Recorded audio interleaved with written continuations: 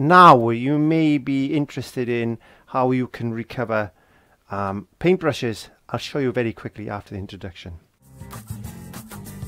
So grab your brush, have a great time, and don't forget to click subscribe.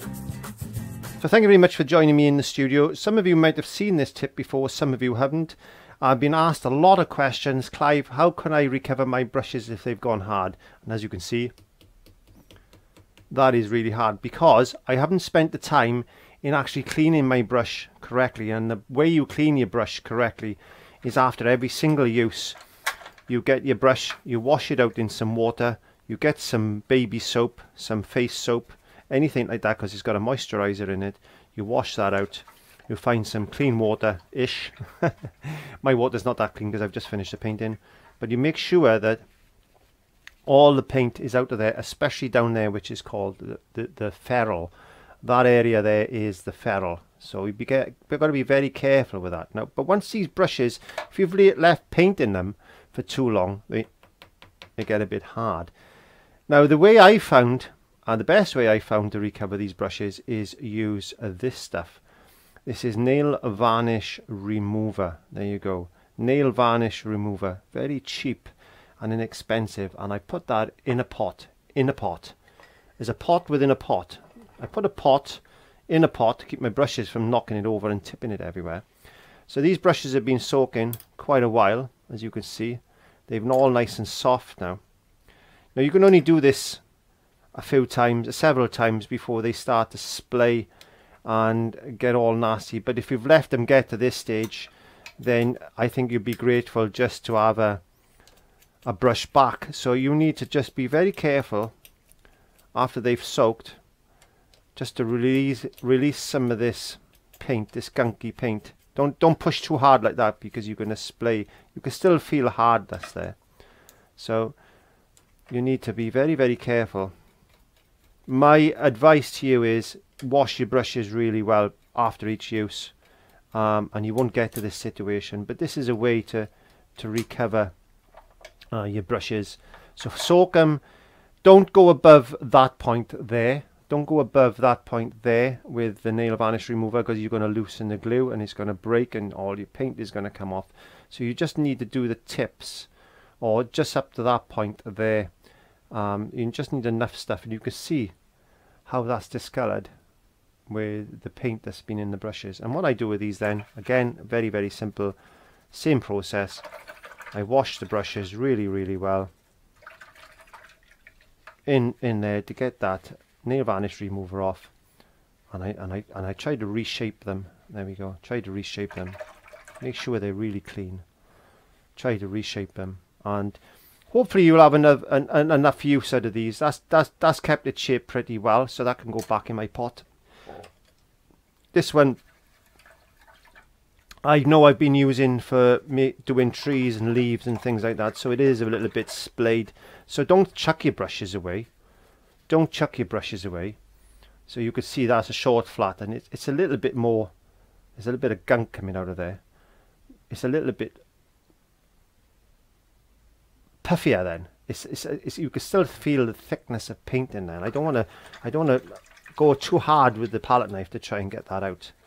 So what I would rather do is just wash that brush like that, and I'll know then that if that's a little bit splayed, then I can use it for trees and things like that. That's the idea. And again with this one, you can see that's a nice brush. That's kept its shape quite well. So if you act pretty quick, you should be able to recover your brushes well enough with this method. And I hope that tip has helped, and you'll be able to save some of your brushes. If the handle comes off, get some PVA glue or school glue and push them back on, let it set, and you'll be fine. What you don't want is the nail varnish remover to go below that point to loosen the glue in there, and that glue is going to make your bristles fall out. So that's not what you want. But that's another nice brush that can go back in the pot. I managed to save quite a few. Okay, this can be done in any size container. I just happen to have a large container there, and you can see that there's a lot of sediment in the bottom of that container, and that's what happens with oil paints. when you're cleaning your brushes with turpentine or odorless mineral spirits. It also happens when you're cleaning your brushes with water and soap, with acrylics. And what's going to happen is every time you put your brush into the bottom of that container, it's going to pick up that sediment, and that is not good for your painting. So how can we recover from that? Well, these things called sieves, there you go. They come in different sizes. There's a small one and there's a large one, and all I've done is I've taken the handle off it. That fits in the bowl like that, as you can see.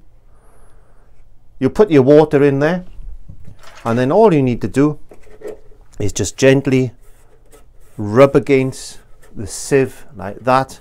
That's going to take all the paint gently off your brush, and the sediment is going to stay completely in the bottom. So if you've got an old sieve in the kitchen, then you can use that. There we are. And why go and buy expensive grid cleaning system? I've always got kitchen paper or kitchen roll in the studio, and that's a real good tool.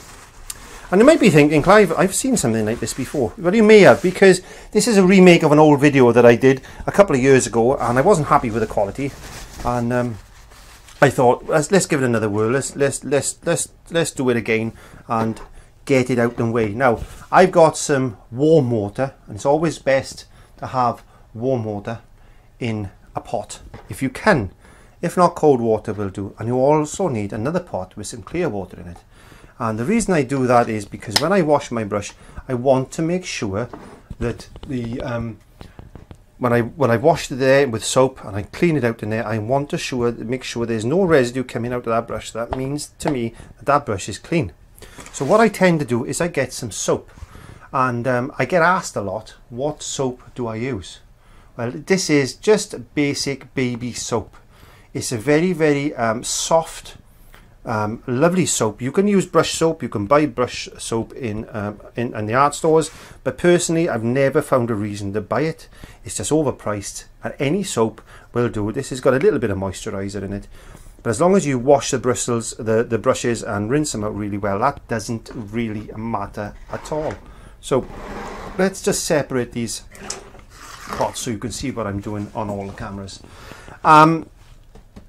So when we've gone into our paint, in fact, let me just see if I've got paint on my palette, which I haven't got.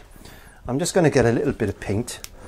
There you go. Just to dirty the brush, just to show you what I mean. So pretend now we've gone into our brush, into our paint. Now we've done a bit of painting. We've done some lovely little patterns on our canvas. Now our brush is all nice and dirty. It's okay. Now what I suggest you do, one of the reasons I say don't mix if you can help it with your brush, because the more time you do that, the more paint is going to go up in that part of the brush. You want to try to avoid that, but we can't always avoid it. So I tend to just try and use the tips where I can, and then I rinse my brushes out. But we're only human beings at the end of the day, and inevitably that paint is going to go there because it is taken there with the water. Yes. So what we're going to do, first of all, before we do anything else, we're going to run that into some clear, warm water. If you've got some warm water, that's great. If not, cold water will be fine. But if you've got cold water, make sure you give it a really good rinse. And that's what a lot of people don't do. They tend to dip your brush in water like this all the time, and all you're doing is just clogging that brush up. You can see that I don't use a lot of water in my paint in the studio. If you watch my videos regular, you'll see what I mean. So I took a little bit of moisture off that brush then, and I'm just going to go into the soap, and I'm going to lather the soap up. There we go. Now there's a little bit of pigmentation on the soap, so I know that brush is not 100% clean because I've just come out of there, and that's warm water in there. So I get a little bit of soap on my brush, and I go back into the dirty water, back into the warm water, and I give it a little bit of a stir like that. There's no need to put anything on the base of the container unless you want to, because you're going to damage these bristles if you do. And then I go straight into clean water, and as hopefully you can see, there's no pigmentation in that whatsoever. So we've cleaned our brush really well. Now I know there's no paint in there. So as long as you follow that principle, you're always going to have nice clean brushes. Now what happens if this part of the brush gets clogged up with paint? What I should say at this point is, though, after you've washed your brush, the reason I put that there, which I completely forgotten about, the reason I put that there is after you've washed your brush, you always lay it down flat like that. You should never stand a brush up like that. Okay, so there's a couple of ways to actually break down the paint. One of them is soap and water, as we said. Now the other thing is, there is stuff on the market. This happens to be a Mr. Muscle. Oh, yes. Or a Windex. Now, I don't normally promote products on my site, but I'm going to talk about this. Now, you've got to make sure that this is not the one with vinegar in it. It can't have vinegar in it. Vinegar is going to attack the metal on your brushes and it's going to break them down because vinegar is acid. So you want to avoid that. You've got to make sure that this stuff, this Windex or Mr. Muscle, has not got vinegar in it. I must stress that. But you can also put water with this, thin it. You can use it to thin your acrylic paints. It's not going to hurt it too much. It's not going to hurt them too much. A lot of people that use airbrushes thin their acrylic paints down with a mixture of this and water. Ratios are on another video.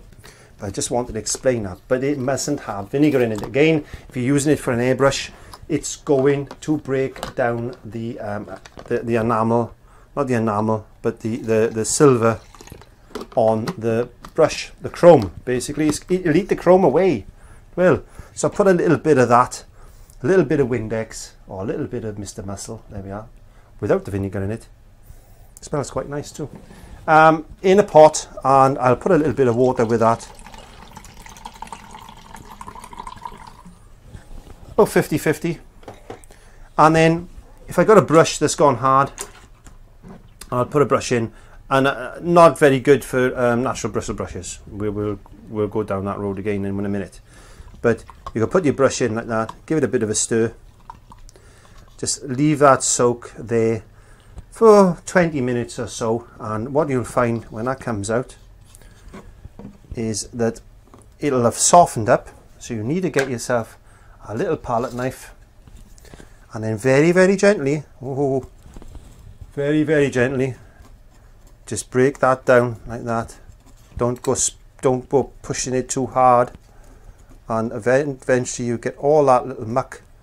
There's actually a bit of muck coming out of that one, and this has not gone hard. Look, see, all that muck will come out, and then again you go through the cleaning process of what we just said on here, and then that brush should be fine. If you want to set your brushes for any reason, just get a little bit of soap on your fingers and shape your brush and leave that dry, and that brush will hold its shape.